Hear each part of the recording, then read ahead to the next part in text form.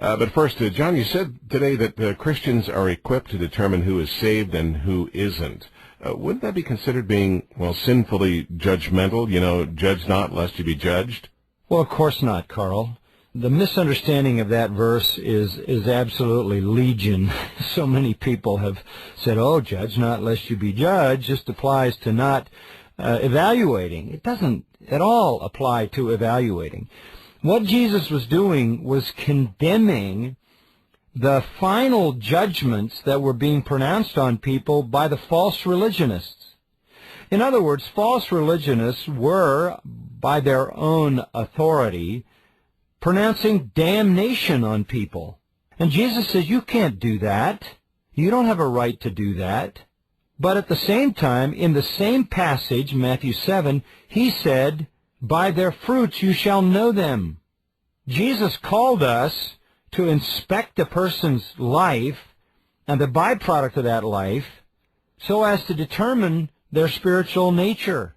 But we, in the end, cannot pronounce the final judgment or the final damnation.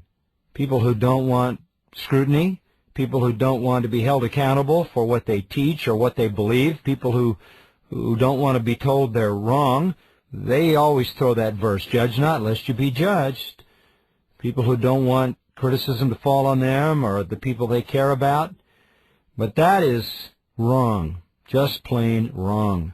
We are called to look at people's lives, to examine them as well as our own, to discern the fruit, and to draw a conclusion. I mean, the Bible is loaded with this. I mean, listen to what John said. If you hate your brother, you're not my child. If you don't behave as Jesus behaved, you don't belong to me. If you see somebody in need and you don't meet his need, how dwells the love of God in you? John even went so far as to say, you can tell the children of God from the children of the devil by what they do. James said, faith without works is dead.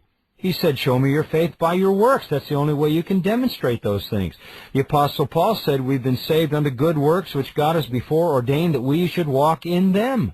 This matter of salvation is not secret. It is manifest. When a person is truly regenerate, it shows up in the way they live their life.